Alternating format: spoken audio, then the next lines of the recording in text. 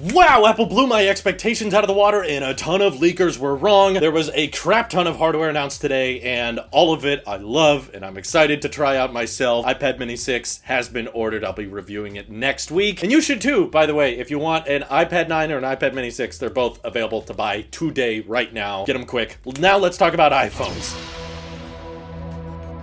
Alright, so Big Truck Series Review Motorsports, this is your biggest day ever. Apple has finally listened to you. The Pros come with 1 terabyte, as I previously reported. 128 gig is the default across the entire lineup now. And, by the way, Apple kept the iPhone 12 and 12 mini. Now you can buy the phone I've been using for the past 10 months, which is amazing, by the way, for $600, and the 6.1-inch iPhone 12 is $700. Pretty amazing value considering those have 5G OLED, great cameras and all that. So I thought they were going to discontinue them, but no, they kept them around. The 10R is gone. The iPhone 11 is now $500, which is tremendous value for how great the cameras are, the battery life, the display, the Face ID. Seriously, I'd probably recommend a ton of people buy an iPhone 11 over an iPhone SE because of how cheap it is now. But Apple logos are centered across the lineup, finally. That I'm super duper excited for. And of course, my biggest feature request was finally revealed. 120 Hertz is on the 13 Pro and 13 Pro Max. Hallelujah! Shocking no one, a 15 chip across the lineup. Yeah, makes sense. But probably the most exciting change for the lineup I was not anticipating is cinematic mode, which we've been reporting on portrait mode video for a while, but cinematic video is actually available on the 13, 13 mini, and the Pros. It's not just a Pro feature. You don't need LiDAR for cinematic mode, and it allows for you to take these amazing rack focus shots that look incredibly DSLR-like, and it will even track subjects as they walk across the room. If they walk closer to the camera, it will retain info focus on them. The only thing I was more bummed about when I went on the website to read more about it is that cinematic mode is basically limited to 1080p at 30, if I'm reading this correctly. So I'm not sure if cinematic mode is going to work for 4K or 60 frames a second video recording, which kind of limits the type of filming I want to do with it, but still, it looked incredible when they demonstrated it during the presentation. It was mind-blowing to think that the footage they were showing was all recorded on an iPhone. They're also bringing ProRes later in the year, so it sounds like the ProRes video codec is not going to be ready at launch. But also, interesting bit of tidbit in the tech specs, if you buy a 128 gig iPhone 13 Pro or 13 Pro Max, those are going to limit ProRes video to 1080 at 30. And if you want to get 4K at 30 at ProRes, you have to buy a storage configuration higher than 128 gig. I don't know if this is because ProRes is just going to take up a ton of storage, or is there some RAM options they're not telling us about so far? Nowhere on the site do they reference RAM configurations. My guess is that the 13 and 13 mini have 4 and the Pros have 6. I'm guessing they just didn't change anything there, but updated A15 chip should allow for battery life improvements across the entire lineup. So 13 mini gets an hour and a half longer than 12 mini, 13 gets 2.5 hours longer than 12, and then kind of similar thing with the Pros. The 13 Pro will get 90 minutes more than the 12 Pro, and 13 Pro Max, however, is the best battery life in any iPhone ever. It even has longer battery life than the 11 Pro Max, which was the previous king, and I love the battery life on that phone. So knowing now that the Pro Max has 120 Hertz, the cinematic video recording, ProRes video recording coming later, which I was excited for, and 1 terabyte of storage. Holy crap. What an exciting time. The only disappointing thing is probably the colors for the Pros. I was hoping there would be a matte black option that was leaked pretty heavily, and that ended up being wrong. There's also no orange or bronze color. That ended up being incorrect. The 13 colors look pretty good, but Apple seems pretty determined to not use the term black or space gray or silver. Now they're using starlight and midnight, and I like that they fixed red. It looks like the 10R red that we all wanted to come back is here. And the blue is kind of a lighter shade for the 13, which I'm not a huge fan of. But overall, they look great, and all of the leakers telling us about colors were wrong. Also, Apple did actually address the True Depth camera system being smaller on stage. They said that this is 20% smaller than it was before, and that it allows for more display area, which I'm surprised they acknowledged, because that insinuates the older notch took up too much of the display. But yes, they finally did it, and no, it does not bring back the battery percentage. I tried to warn people, smaller notch does not mean the battery percentage is coming back, and that seems to be the case here. We don't see battery percentage listed anywhere. It's just a smaller notch, and it took forever, and people were talking about it for years, and I had a hard time believing it, but finally, 2021, they did actually shrink the notch. by 20%. Just a little bit. Doesn't make a huge difference, but it's smaller. The brightness across these displays is higher now as well. The 13 and 13 mini have 800 nits typically, and they peak out at 1,000. And then the 13 Pros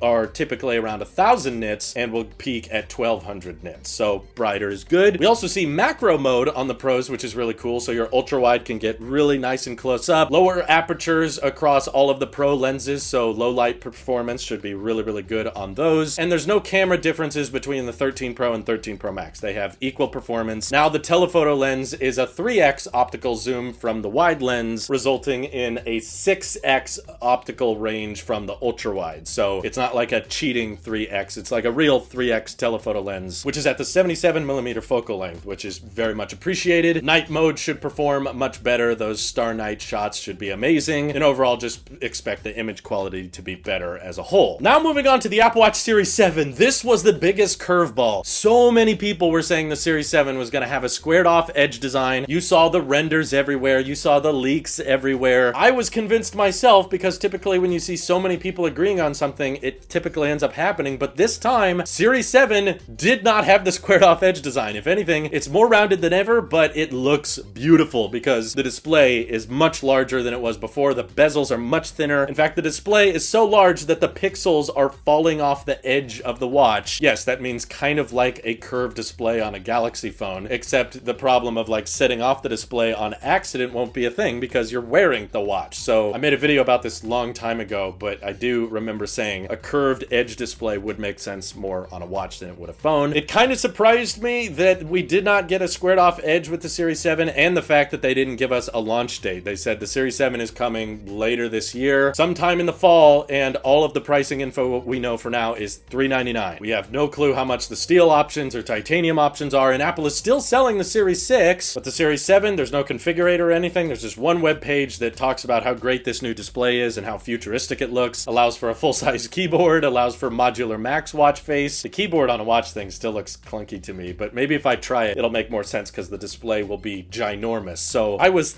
thinking that the squared edge design was going to bring more symmetry with the ecosystem, and now it's not there, but because the display looks so good on that Series 7, I have a hard time getting upset about it. They didn't even talk about the S7 chip or the S8 chip or any of the silicon in the new Series 7. They just said it'll charge faster, 33% faster than the Series 6 did, and same battery life as before. No new health sensors, but it is far more durable. They've upgraded the glass, and it should be more rigid and less prone to cracking, but I don't know if that makes it more prone to scratching. We'll have to find out in extended experience, but sadly, they are still selling the Apple Watch Series 3 for $200. I don't know why. It's crazy to me that a watch from 2017 is going to be sold well into 2022, and that's the last watch that supports the latest watchOS, so very nervous that they're still selling that. Please don't buy it. Get the SE or save up for the Series 7, because you got a few months to go for that one. No price hikes on any of the iPhones, by the way, or seemingly on the Apple Watch Series 7. Where we do see a price hike is where it's completely justified with the iPad mini 6, which is probably the most exciting announcement of today. I was not anticipating it. You know, I was hearing a lot of people saying there would be an iPad and Mac event next month, and we shouldn't go into this event expecting any iPads, but we got them. I've ordered one, and I'm getting it next week. iPad mini 6, the rumors were true. The volume buttons have been moved to the top. It has stereo speakers in landscape now, which, thank you, that mattered so much. It's got the A15 chip, it's got Touch ID, and they even brought Center Stage from the iPad Pros, as well as 5G. Like, that's mind-boggling to me that this $500 iPad has 5G options, and of course still starts at 64 gigs, goes up to 256. They even threw in Flash on the back, which the iPad Air doesn't have. Honestly, the iPad mini 6 makes the iPad Air look not worth it at all. You get the Apple Pencil 2 compatibility, and you get the Flash, you get Center Stage, you get a faster chip with the A15, you get these new colors. The only thing that a lot of leakers ended up being wrong on is the smart connector. It made no sense in my mind why they would make a keyboard for an iPad that small, and it turns out my suspicion was correct. There's no smart connector on the iPad mini, and that makes sense. There's smart covers you can buy for it, of course, but you don't need a keyboard on a screen that small. So good call, Apple, but finally having an Apple Pencil 2 that can snap onto the side is amazing. An 8.3-inch display looks great. Performance is going to be killer. The sound will be awesome. The display looks great, and it's going to be so compact, so cute. I love it so much. I can't wait to try it. I can't wait to hold it and use it. It's going to be wonderful. And The budget iPad, still $330, also got center stage, which is crazy to me. It's a 12 megapixel ultra wide camera, and it'll of course be able to follow you around during FaceTime calls and that. And honestly, as small as a feature as it sounds, it was actually my favorite part of the M1 iPad Pro I reviewed earlier this year. It was just so much fun to live stream with, and it was hilarious having like your own dedicated cameraman to follow you around. The fact that they can bring that into a $300